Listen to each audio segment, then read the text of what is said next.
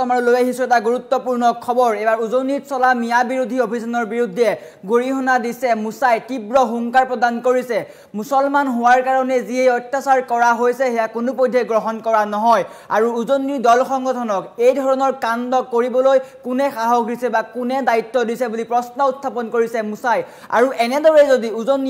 উজনিৰ দল সংগঠনে হাৰাশাস্তি কৰে সংখ্যালঘু লোকক তাৰ বিৰুদ্ধে মাত মাতিব মুছাই প্ৰয়োজনত হেংদাং লোৱাৰ প্ৰত্যাহ্বান জনাইছে আৰু এই সন্দৰ্ভত লৈ আহিছো সবিশেষ জনাই আছো টাইম বিগ ব্ৰেকিং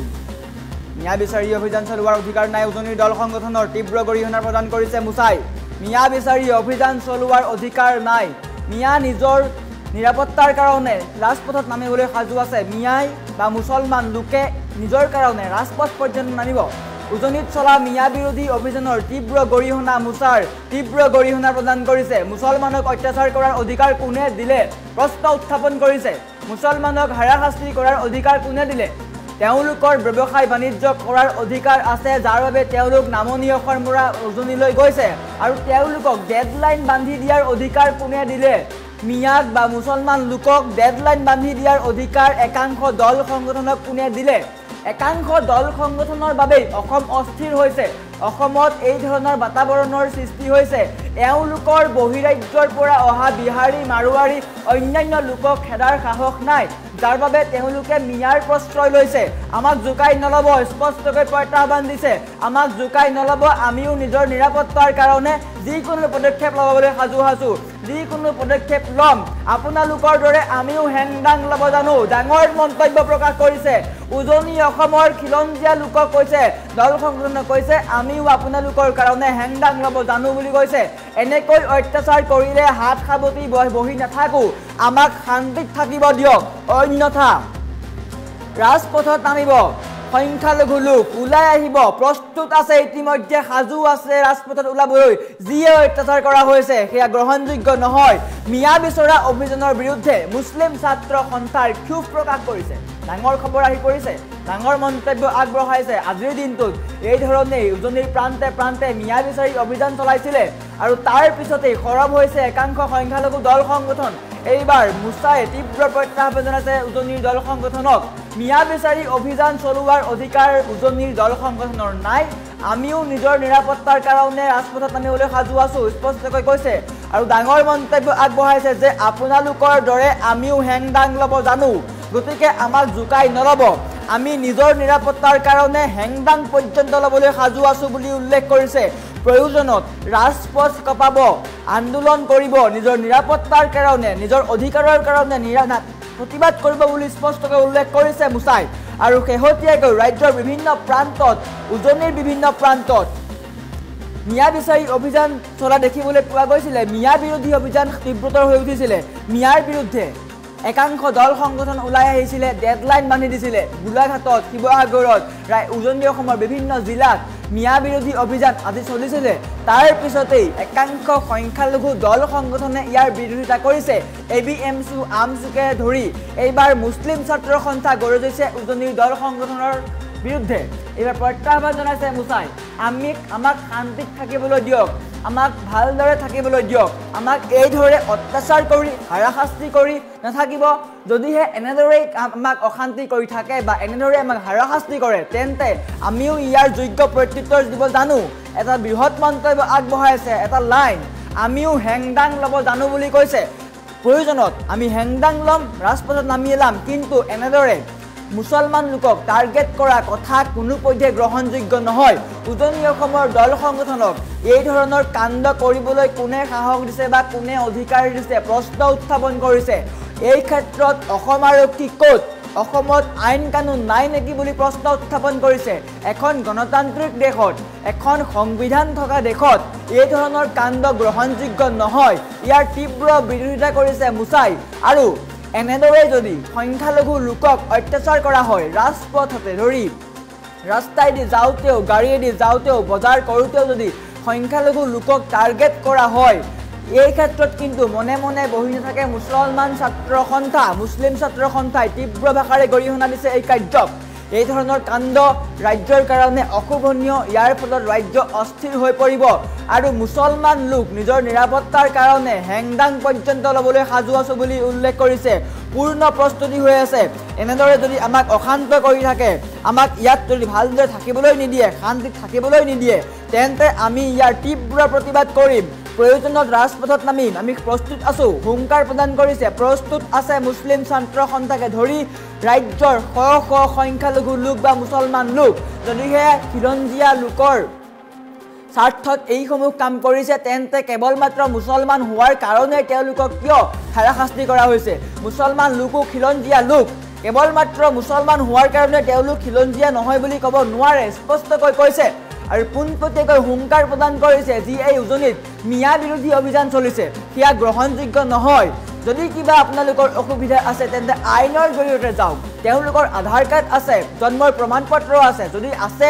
পৰীক্ষা কৰক প্ৰমাণ কৰক অন্যথা এই ধৰণৰ কাণ্ড গ্ৰহণযোগ্য নহয় স্পষ্টকৈ সকীয়াই দিছে আমাৰ ওচৰত মন্তব্য আছে মন্তব্য দেখুৱাই লোৱাৰ চেষ্টা কৰিছে উজনি অসমত মিয়া খেদা নামত যি অন্যায় আৰু অত্যাচাৰ কৰি আছে তাক আমি মুছলিম ছাত্ৰ সন্থাই তীব্ৰ ভাষাৰে গৰিহণা দিছোঁ আজি চাওক এই খাটি কোৱা সাধাৰণ শ্ৰমিকসকলক যি অন্যায় আৰু অত্যাচাৰ কৰিছে ইয়াৰ অধিকাৰ কোনে দিলে এই বিশেষ দল সংগঠনবোৰক আমাৰ স্পষ্ট কথা এই মানুহখিনি আচলতে কোন আজি যদি তাত থকা জিলা প্ৰশাসনে এইখিনি ছাৰ্ভে কৰক এই মানুহখিনি যদি ভাৰতীয় নাগৰিক হয় আৰু তেওঁলোকে তাত ব্যৱসায় বাণিজ্য কৰাৰ নৈতিক অধিকাৰ নাই নেকি আজি একাংশ মানুহে পেটৰ তাৰণাত আজি নগাঁও মৰিগাঁও অঞ্চলৰ বা অসমৰ বিভিন্ন প্ৰান্তৰ পৰা এখন জিলাৰ পৰা আন এখন জিলালৈ যদি কাম কৰিবলৈ গৈছে তাত যদি ব্যৱসায় বাণিজ্য কৰি খাই আছে নিজৰ পৰিয়াল পোহপাল দি আছে আৰু সেই মানুহখিনিক আজি অন্যায়মূলকভাৱে তাত খেতি পঠোৱা হৈছে তেওঁলোকক ডেডলাইন দিয়া হৈছে এই ডেডলাইন দিয়াৰ অধিকাৰ ক'ত পালে এই জিতু বৰুৱাৰ নেতৃত্বত চলা সংগঠনবোৰে আজি কিছুমান দল সংগঠনৰ নেতৃত্বই অসমখনক উশৃংখল পৰিস্থিতিৰ সৃষ্টি কৰিব বিচাৰিছে নেকি আজি অসমৰ গৃহ বিভাগৰ দায়িত্বত থকা মুখ্যমন্ত্ৰী মহোদয় আপুনি জবাব দিয়ক এই মানুহখিনিৰ ওপৰত যেন অত্যাচাৰ কৰিছে অন্যায় কৰিছে তাৰ কাৰণে আপোনাৰ গৃহ বিভাগৰ দায়িত্বত থকা মুখ্যমন্ত্ৰী আপুনি সম্পূৰ্ণভাৱে ব্যৰ্থ হৈছে কাৰণ এই মানুহখিনি যদি সন্দেহযুক্ত নাগৰিক যদি বাংলাদেশী হয় তেতিয়াহ'লে আপুনি কিয় ইমান দিনে খেতি পঠোৱা নাই নে এই ঠিকাদাৰসকলক আপুনি খেতি কৰিবলৈ লাইচেঞ্চ দিছে নেকি এই মানুহখিনিক আপোনালোকে লাইচেঞ্চ দিছে নেকি আজি জিতু বৰুৱাহঁতে ক'ত সাহস পালে এই মানুহখিনিক অত্যাচাৰ কৰাৰ গতিকে আমাৰ স্পষ্ট কথা মুছাৰ তৰফৰ পৰা আমি সকীয়াই দিছো যদি এই মানুহখিনিক যদি ৰক্ষণাবেক্ষণ দিব নোৱাৰে মুখ্যমন্ত্ৰী আপুনি পদত্যাগ কৰক আমাৰ স্পষ্ট কথা কাৰণ ইয়াত কোনো বাংলাদেশী কোনো সন্দেহযুক্ত নাগৰিক অহা নাই এই মানুহখিনি আমাৰ সাধাৰণ শ্ৰমিক এই মানুহখিনি ব্ৰহ্মপুত্ৰৰ গৰাখহনীয়াৰ তাণ্ডৱৰ ফলত নিজৰ মাটি বেটি হেৰুৱাই আজি তেওঁলোকে বিভিন্ন কাৰণত তেওঁলোকে তাতে থাকি ব্যৱসায় বাণিজ্য কৰি বা শ্ৰম কৰি এই নিজৰ পৰিয়াল পোহপাল দি আছিলে গতিকে এই মানুহখিনিক সাধাৰণ শ্ৰমিকক অত্যাচাৰ কৰাটো কোনো পৰ্যায়ে গ্ৰহণযোগ্য নহয় গতিকে আজি এই বিশেষ দল সংগঠনৰ নেতাসকলৰ সাহস হ'বনে বহি ৰাজ্যৰ পৰা ইয়াত আহি পেলাই ব্যৱসায় বাণিজ্য কৰা লোকসকলক খেতি পঠাবলৈ গতিকে অসমখন কাৰো বাপেকৰ সম্পত্তি নহয় আমাৰো হয় আমি হাৰে সমজি অসমীয়া গতিকে আমাক নুজুকাব গতিকে আমি কৈ দিছো আমাৰ স্থিতি স্পষ্ট আমাৰ মানুহৰ নিৰাপত্তাৰ খাতিৰত আমি যি কৰিব লাগে আমি কৰিম গতিকে আপোনালোকে যেনেকৈ ওলাই আহিছে আমিও দৰকাৰ হ'লে ওলাই আহিম কিন্তু এনেকৈ উচতনিমূলক বক্তব্য দিয়া ব্যক্তিসকলক আজিলৈকে কিয় গ্ৰেপ্তাৰ কৰা নাই হিমন্ত বিশ্ব শৰ্মা ডাঙৰীয়া গতিকে আমি বিচাৰিছো অনতি পলমে এই ব্যক্তিসকলক চিনাক্তকৰণ কৰি তেওঁলোকক গ্ৰেপ্তাৰ কৰক অন্যথা কিন্তু ভয়াৱহ পৰিস্থিতি হ'লে তাৰ কাৰণে কিন্তু জগৰীয়া মুখ্যমন্ত্ৰী আপুনি হ'ব লাগিব কাৰণ এনেকৈ মানুহবিলাকক যদি অত্যাচাৰ কৰা যায় আমিও কিন্তু হাত সাবটি বহি নাথাকো ঠিক আছে যদি মানুহখিনিক আপোনালোকে খেতি পঠায় আমাৰ যি ন্যায্য দাবী আছিলে যেন আমাৰ মানুহখিনি উচ্ছেদ কৰাৰ পিছত আপোনালোকে খেতি পঠোৱাৰ পিছত ক'ত যাব আমাৰ যি ন্যায্য দাবী আমাৰ এই মুছলমানৰ নিৰাপত্তাৰ স্বাৰ্থত আমাক মুছলিম সাহিত্য পৰিষদ দিয়ক আমি নিৰ্দিষ্ট এটা সীমাৰ ভিতৰত আমি থাকিব বিচাৰিছো আমি শান্তিৰ অসম বিচাৰিছো আমি ইয়াত শান্তিত থাকিব বিচাৰিছো কাৰণ শংকৰ আজানৰ দেহত আপোনালোকে যি উদ্ভণ্ডালি আৰম্ভ কৰিছে সেয়া কিন্তু কোনো পৰ্যায়ে গ্ৰহণযোগ্য নহয় গতিকে এখন বিভেদকামী ৰাষ্ট্ৰ এখন বিভেদকামী দেশ পৰিচালনা কৰাৰ কাৰণে কিন্তু এনেকুৱা অপশক্তি কোনো পৰ্যায়ে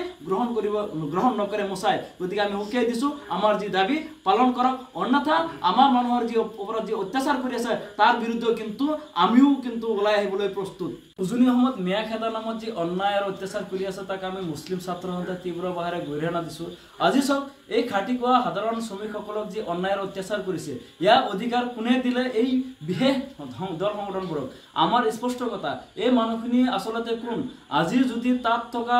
জিলা প্ৰশাসনে এইখিনি ছাৰ্ভে কৰক এই মানুহখিনি যদি ভাৰতীয় নাগৰিক হয় আৰু তেওঁলোকে তাত ব্যৱসায় বাণিজ্য কৰাৰ নৈতিক অধিকাৰ নাই নেকি আজি একাংশ মানুহে পেটৰ তাৰণাত আজি নগাঁও মৰিগাঁও অঞ্চলৰ বা অসমৰ বিভিন্ন প্ৰান্তৰ পৰা এখন জিলাৰ পৰা আন এখন জিলালৈ যদি কাম কৰিবলৈ গৈছে, তাত যদি ব্যৱসায় বাণিজ্য কৰি খাই আছে, নিজৰ পৰিয়াল পোহপাল দি আছে, আৰু সেই মানুহখিনিক আজি অন্যায়মূলকভাৱে তাত খেদি পঠোৱা হৈছে, তেওঁলোকক ডেডলাইন দিয়া হৈছে। এই ডেডলাইন দিয়াৰ অধিকাৰ ক'ত পালে এই জিতু বৰুৱাৰ নেতৃত্বত চলা সংগঠনবোৰে? আজি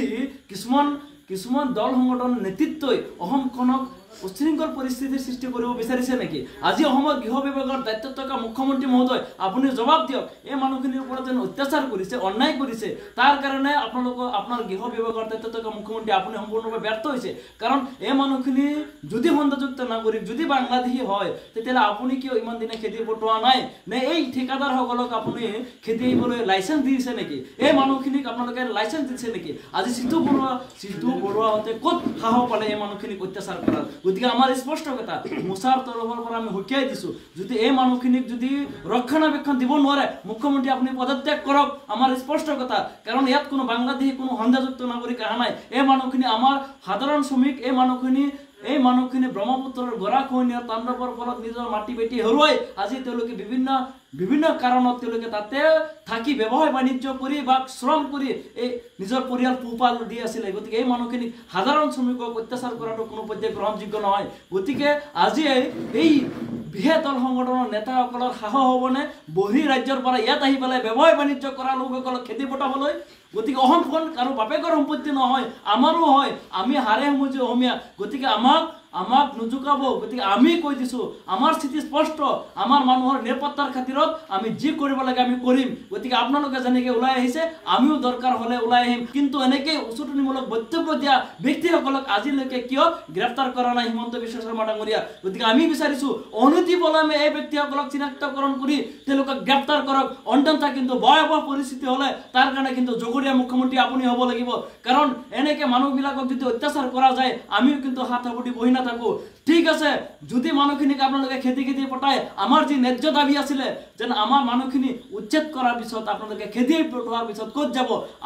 আমাৰ যি ন্যায্য দাবী, আমাৰ এই মুছলমানৰ নিৰাপত্তাৰ স্বাৰ্থত আমাক মুছলিম সাহিত্য পৰিষদ দিয়ক। আমি নিৰ্দিষ্ট এটা সীমাৰ ভিতৰত আমি থাকিব বিচাৰিছো। আমি শান্তিৰ অসম বিচাৰিছো। আমি ইয়াত শান্তিত থাকিব বিচাৰিছো। কাৰণ শংকৰ আজানৰ দেহত আপোনালোকে যি উদ্ভণ্ডালি আৰম্ভ কৰিছে, সেয়া কিন্তু কোনো পৰ্যায়ে গ্ৰহণযোগ্য নহয়। গতিকে এখন বিভেদকামী ৰাষ্ট্ৰ, এখন